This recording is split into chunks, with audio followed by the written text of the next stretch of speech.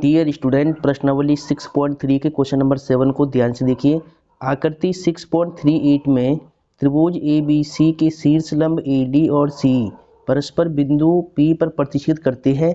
दर्शाइए कि त्रिभुज AEP समरूप है त्रिभुज CDP, त्रिभुज ABD समरूप है त्रिभुज CBE, त्रिभुज AEP समरूप है त्रिभुज ADB और त्रिभुज PDC समरूप है त्रिभुज BEC। ठीक है, तो इतने रिजल्ट आपको प्रूव करने हैं। आपको दिया हुआ क्या है कि त्रिभुज ABC के शीर्ष लंब है AD और C, परस्पर बिंदु P पर प्रतिच्छेद करते हैं। ठीक है, देखिए त्रिभुज ABC में C और AD शीर्ष लंब है, यानी ये एंगल यहाँ पे परपेंडिकुलर बना रहा है, यानी ये 90 है, ये 90 है।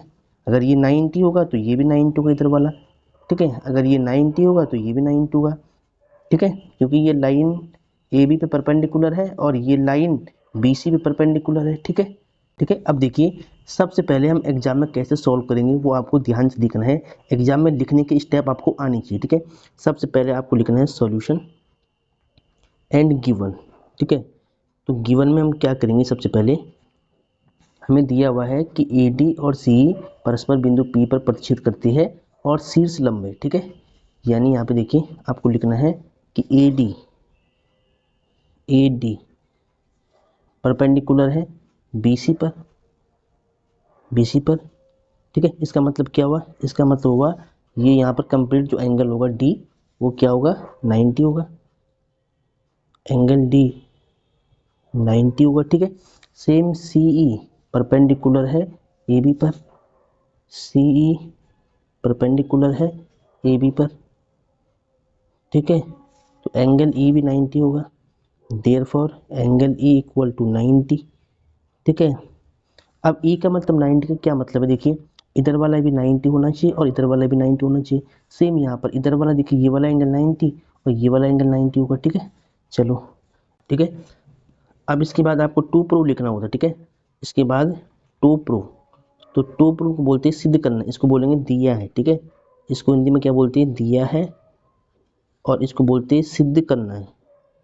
क्या बोलते हैं, सिद्ध करना है। तो डियर स्टूडेंट, सिद्ध क्या करना है वो देखिए ध्यान से। सबसे पहले आपको ये 4 के 4 रिजल्ट सिद्ध करने हैं, तो आपको एग्जाम में से लिख के आना है। सबसे फर्स्ट में आपको सिद्ध करना है त्रिभुज AEP समरूप है त्रिभुज CDP। फिर सेकंड में आपको सिद्ध करना है त्रिभुज ABD समरूप है त्रिभुज CBE। थर्ड में आपको प्रूव करना है त्रिभुज AEP समरूप है त्रिभुज ADB। और फोर्थ में आपको प्रूव करना है, ये थर्ड है ये फोर्थ है, फोर्थ में आपको प्रूव करना है कि त्रिभुज PDC समरूप है त्रिभुज BEC। ठीक है, एक सीक्वेंस में करवा रहा हूँ मैं एक एक चीज़। ठीक है, पहले गिवन, फिर टू प्रूव, अब सिद्ध करना है वो आपने लिख दिया है। अब उपपत्ति, अब इनको जो प्रूव करने का प्रोसेस है वो लिखना है, उसको बोलते हैं उपपत्ति। क्या बोलते हैं, उपपत्ति, इंग्लिश में प्रूफ। क्या बोलते हैं, प्रूफ। ठीक है, अब यहाँ पे आपको ध्यान देना, सबसे पहले ये डायग्राम आपको दिख रहा होगा ना। ठीक है, अब देखिए सबसे पहले आपको प्रूफ क्या करना है कि त्रिभुज AEP समरूप है त्रिभुज CDP।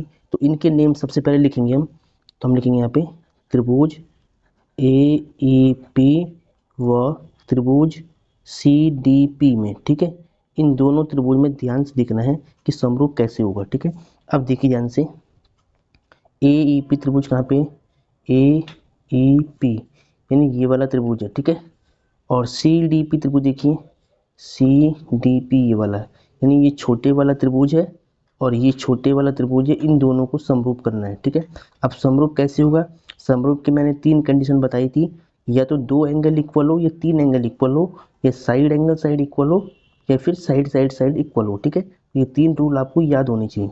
ठीक है, तो इन तीनों रूल का यूज करके हम यहाँ पे इसको सिद्ध करेंगे। ठीक है, अब देखिए ध्यान से कौन सा रूल अप्लाई होगा इन 2 ट्रायंगल में, वो आपको ध्यान से देखना है। तो सबसे पहले देखिए AEP में देखिए ये एंगल E 90 है इसका, और CDP में देखिए एंगल D 90 है। अब देखिए दोनों लाइन आपस में कट होती है पॉइंट P पे, तो ये एंगल और ये एंगल आमने सामने कोण है। ठीक है, ये एंगल और ये एंगल के आमने सामने वाले कोण है, यानी वर्टिकली अपोजिट एंगल है, तो ये इक्वल होगा। तो ये एंगल इसके इक्वल, ये एंगल इसके इक्वल।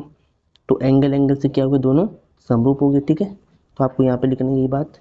ठीक है, तो देखिए इसको आप पहले 1 मान सकते हैं, इसको आप 2 मान सकते हैं। ठीक है, सिंपल वे में इसको मैंने 1 मान लिया एंगल, इसको 2 मान लिया। अब देखिए यहाँ पर, ठीक है, अब यहाँ पे देखिए AEP का एंगल E और CDP का एंगल D 90 है, तो यहाँ पे लिखिए angle E equal to angle D। Angle E और D बराबर है प्रतीक 90, ईच 90, प्रतीक 90 का है। ठीक है, और एंगल 1 और एंगल 2 वर्टिकली अपोजिट है, शीर्षाभिमुख कोण है। एंगल 1 इक्वल टू एंगल 2, इसको बोलेंगे शीर्षाभिमुख कोण हिंदी में, शीर्षाभिमुख कोण यानी वर्टिकली अपोजिट एंगल VOE। ठीक है, अब देखिए इन दो त्रिभुज में दो कोण बराबर आएगी, तो हम बोलेंगे देयरफॉर त्रिभुज AEP समरूप है त्रिभुज CDP, किस रूल से, बाई एंगल एंगल समरूपता नियम, सिमिलरिटी रूल, समरूपता नियम से, नियम। ठीक है, तो एंगल एंगल रूल से ये दोनों त्रिभुज समरूप हो गया। पहले वाला रिजल्ट आपका प्रूव हो गया। ठीक है, ये था फर्स्ट वाला। अब करना है सेकंड वाला। ठीक है, अब सेकंड वाले को यहाँ पे देखिए, तो सेकंड वाले में आपको प्रूव करना है त्रिभुज ABD समरूप है त्रिभुज CBE। ठीक है, तो सबसे पहले इनके नेम लिखेंगे, त्रिभुज ABD और त्रिभुज CBE में। ठीक है, इन दोनों त्रिभुज में ध्यान से देखिए कि क्या इक्वल है।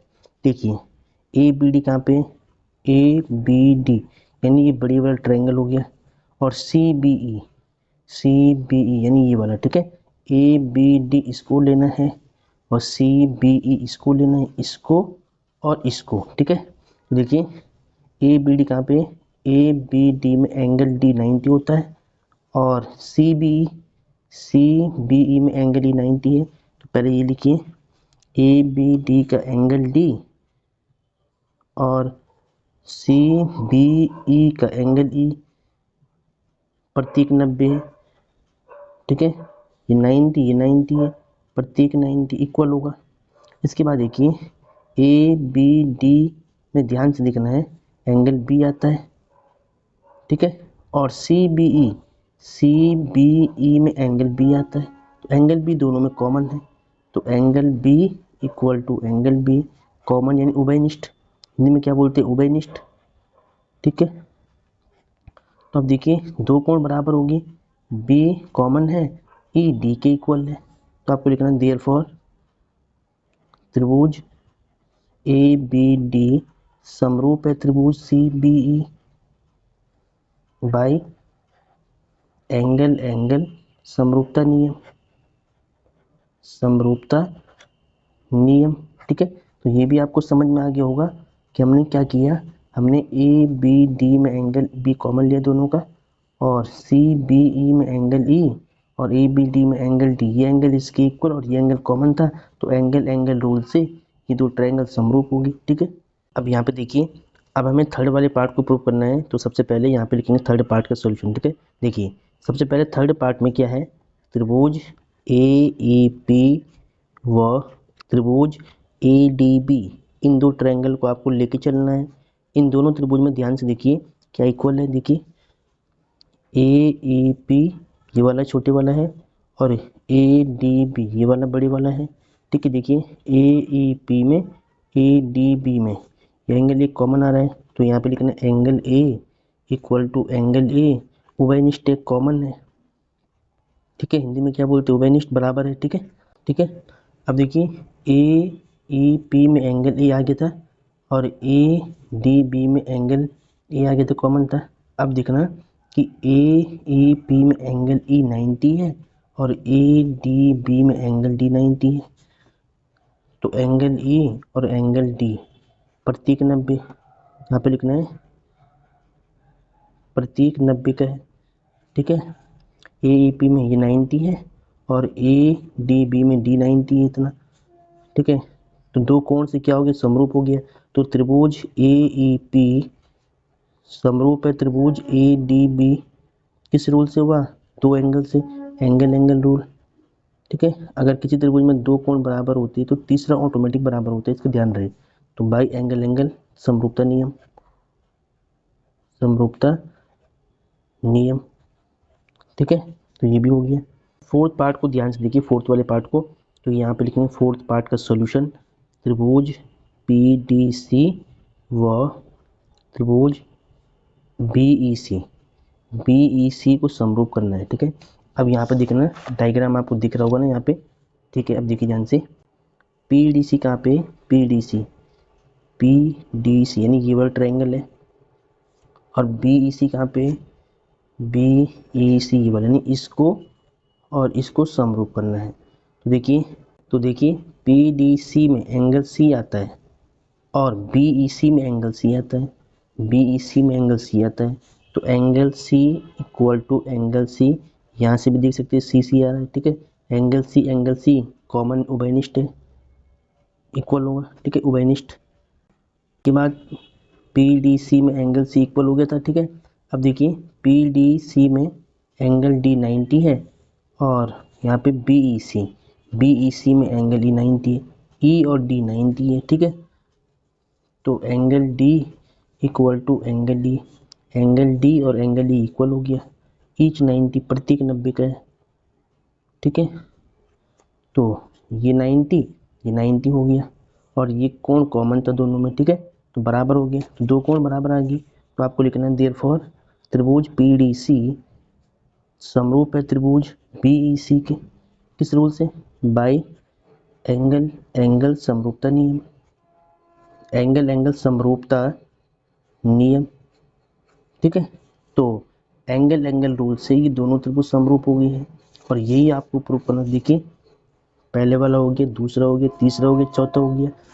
इसी प्रकार आपको सीक्वेंस में करना है, रूल आपको याद होनी चाहिए, ठीक है। क्वेश्चन बिल्कुल इजी है।